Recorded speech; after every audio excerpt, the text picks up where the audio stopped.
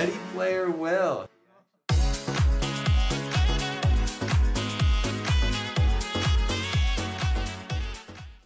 Welcome back, Visions fans. Ready Player Will here. It's a pretty casual Friday night. Figured I'd throw a video together, hopefully the first of many that I'll be doing for Guild War replays and what I'm running on attack and what I'm seeing. Retired right now, that the guild that I'm in is going back to more of its retired nature, and so not as much of a competitive, keep things tight to the chest sort of approach to things. And so yeah, I can talk through my teams, my characters, what I'm doing for strats, what I'm seeing from enemies.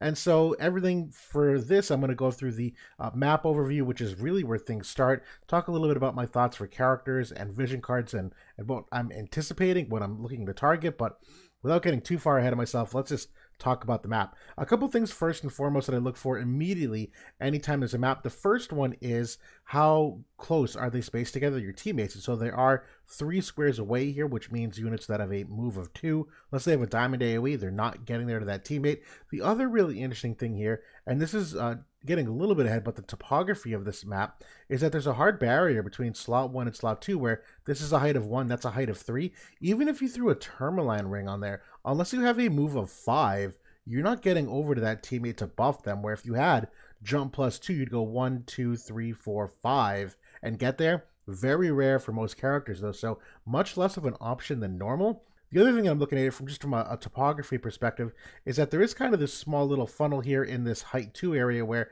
you could probably see some interesting slight pathing variations, but I'm not too worried about that part of the map, to be honest. It's really more the fact that they end up funneling more toward the middle of the map, which is a higher elevation than the rest of the map. You'll notice these are heights 5 and 4s, and everything down here is really mostly 1s and 2s. So there's some interesting things in terms of getting there, but overall I would consider this area relatively flat, considering most characters do have abilities that have a height of 2. You can probably still get a little weird in some instances, but I'm genuinely not all that concerned. And so when I'm talking about optimal buff rotations, now that I look at this map, I do consider this character in slot 1 someone who's kind of off in a silo, and unless you're either someone who's got a massive range ability to be able to cast something to teammates over here, and there's many options. I'm going to show you one of them. That's one option to use that character. The second one would just be a tank unit, or really a bruiser type unit, or a brawler, whatever adjective, noun you want to use, where the concept is this character really is going to be very independent for the first couple turns of this fight.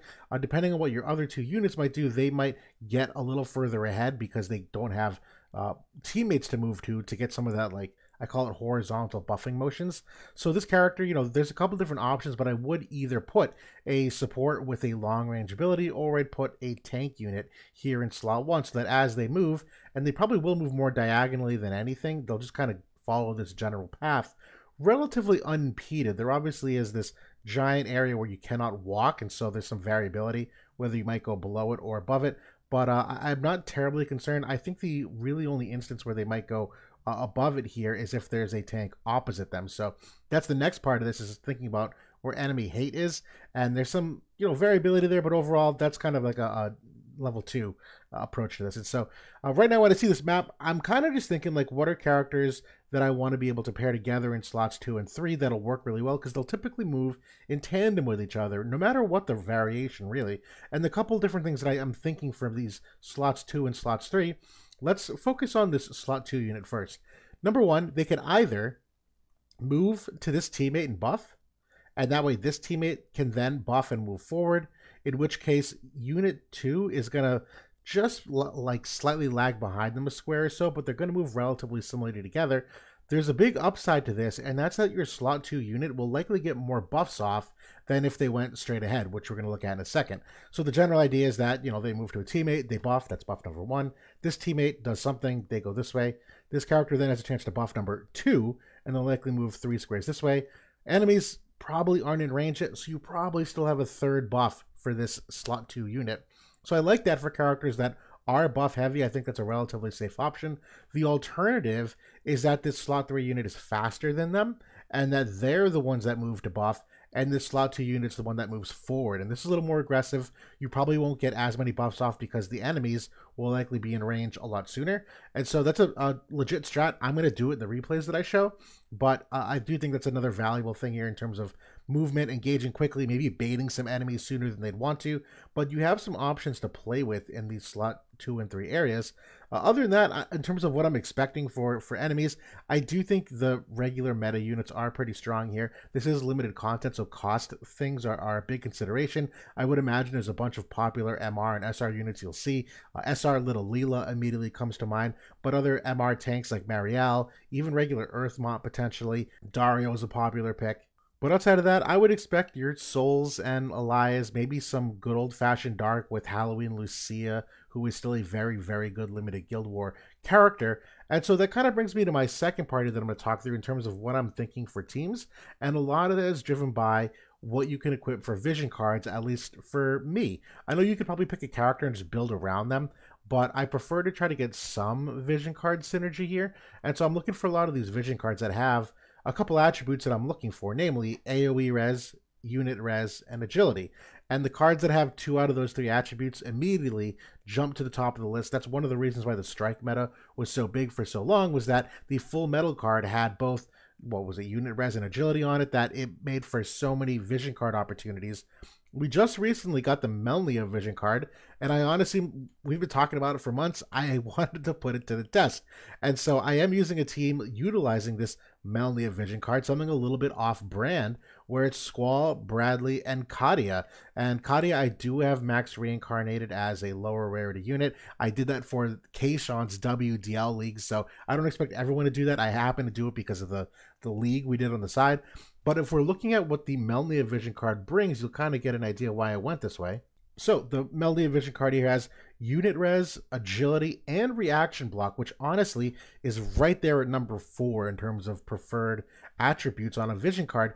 And I've been thinking about this forever when I first saw this card, that the characters that immediately stand out to me are characters like Bradley. I do think Squall is a decent one. I also look for opportunities with Wing Stern. Raph absolutely pops off. There's a fair amount of wind units here with Summer Jaden and Sedalia, which still see a lot of really good play. I do think in terms of tank options, I think Celeste is probably the best one on here, other than Raph, who's obviously heads and tails better, but between the two of them, I don't really love many of the other options here. Engelbert in a pinch, but right now with all the magic that's running around, he's a little more exposed, particularly because you can't give him as much of the bulk with the vision cards because we're so cost limited at the moment.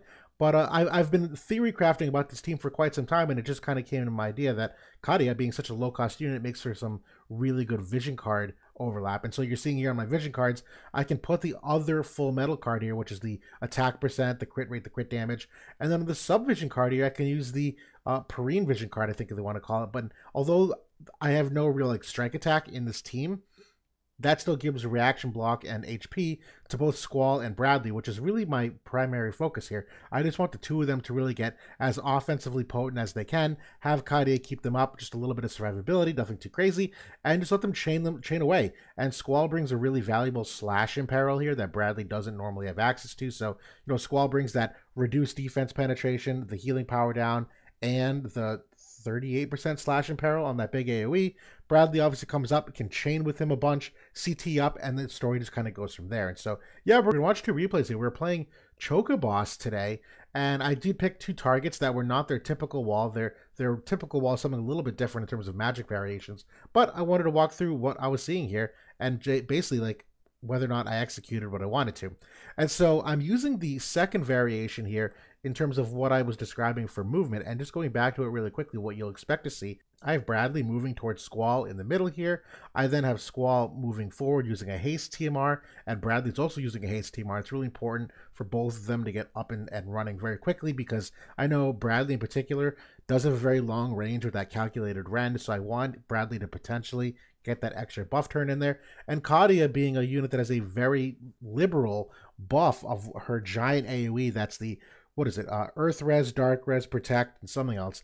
She can hit them both from this side of the map, and then she can even follow up and do that debuff res and calamity guard. There's a whole bunch of things that she can use at range. And so that's the general idea here, that Bradley and Squall will move up the map very quickly. That's why I have Squall using just a regular self TMR, because I want Squall and Bradley moving up very fast, baiting the enemies maybe a little faster than they want, and just let Kadia hang out over here relatively untouched, hopefully, so that she can heal them. And so let's see how that actually ended up working out in practice from a replay perspective. So kicking things off here, you can see I have Bradley moving toward Squall to initiate that haste. This is a mono lightning team that they're running against me. It is a Bradley, Elia, Ravias, and then that third unit is, I can't even see, Resnick, that's right, for some of that sustain. So Resnick pops that shield. I'm not worried because Bradley can break shields pretty easily. Squall goes for his haste TMR there and the reaction block rate. Kadi is now channeling that giant AoE, Earth, Dark, debuff, defense, debuff, res, and protect. Bradley's getting his courage here, and Squall's already engaging. And so I have Lion out here. That's his limit break, so he's getting some AP regeneration as well pretty early in the fight. And we're about to engage here. Resnick comes, has to reapply that shield buff because Squall's multi-hit broke it. Bradley comes in, re-breaks it again anyway. Kadi's going to come in here. She's going to cast the 50% debuff up. I'm sorry, Calamity Guard. I'm so wrong. But again, love it for all the max HP. The shield is obviously awesome. The status effects are huge. I have Squall's sub-job equipped here, the main one, that has that CT ability, just to try to lap some people here to keep pace. And Bradley's going to come in here and continue off some of these chains on Ravias in a second here. You can see brings her down to courage. And now Resnick obviously is going to come in, kind of negate all of that hard work I just put in, heal them with the limit break. Squall's turn already, though, that haste obviously yielding good results. And the CT up, kind of the same idea, keeping his turn rotation pretty fast. Kadi's going to come in here again now. I don't remember what she does at the moment. It might be Calamity Guard again. But either way, Calculated Ren takes out nearly the Elia. Oh, there we go. It's the giant AoE buff again. But reapplying Protect is big here. Squall's able to come and finish the job pretty easily. And now Resnick's going to try to charm the enemies now that she's kind of by herself. She at least applies a shield. But again, Bradley's really good here that he can break that relatively easily. Squall's going to come here, at least get some hits off of it. And here comes the charm that I was kind of hinting at. Fortunately, I end the fight sooner before Squall can do any damage to me. That Bradley's going to come in right now against a lightning unit and just absolutely smoke her. So that's I'm pretty happy with that fight one overall. You know, maybe not the most competitive team just because Ravias, I think, is kind of underwhelming, if that makes sense. I was fortunate that I was able to bring Bradley here as an Earth unit to kind of amplify that overall damage. But regardless of what character I brought, you know, getting through Resnick's healing there and overcoming Elia's CT down and all of that damage as well is certainly no small task. And so I'm very happy with this result. I don't think I burned too many cooldowns, that I was able to take a second fight, and I was able to take a second fight against a very different team. And this one happened to work out that it was a mono dark team, which means that Kadia's big buff here actually helps me a lot more. And so it's going to be Sephiroth, Dark Fina, and Raph, I believe. Yeah, it's Raph, I'm sorry.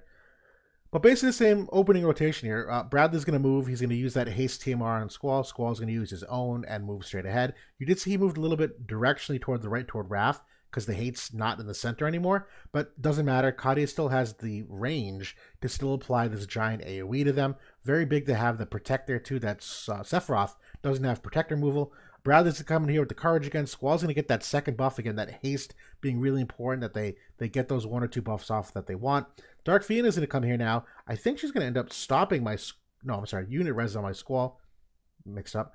But almost is able to one-shot her. I wish she could have. But regardless, Squall's still going to come in here, finish the job. She's going to re-raise. But that enemy Sephiroth is already really, really weak. Leela is very late to the party given how slow she is. Barrier breaks, you know, from Seph. Fortunately, I don't have to rely on a ton of them. That honeycomb barrier really coming in clutch. Seph's already dead. The Dark Fiend is going to do some work here, if I recall. Another unit res down to Squall, but I'm not terribly concerned. And that's it. The healing power down. A very, very short fight. You know, in hindsight, I'll admit, I don't want to... Not throwing shade. This probably isn't the best Dark team overall. That's a really big blunder to have your Fina baited by herself all that early, particularly with Leela being as slow as she is. This probably could have gone a lot differently had the AI been different, but regardless, I achieved exactly what I wanted with this team, that I was able to have Squall move forward enough that he successfully baited the unit across from him. Kadia, as you saw, really didn't take any damage here at all, kind of being, you know, hidden because of that non-traversable area. And for day one results for a team that I kind of threw together last minute, I'm pretty happy overall. In terms of what I'm thinking for day two, I don't really have many tweaks at this time. This team is obviously very weak against any kind of, let's say, you know, harsh magic teams. But even then, if Kadia can still get that barrier, the general purpose barrier, prevent all those status effects that we're seeing so far from the Calamity Guard, I overall think this is relatively competitive for what most people might be putting out there. But that's it for now. I figured just again run-of-the-mill video to talk through some stuff, look at some results, have some fun with it, and hopefully this is insightful. I'll hopefully play, post some replays again soon when I find more things to observe and show you all. But that's it for now. Thanks for watching. I'll talk to y'all later.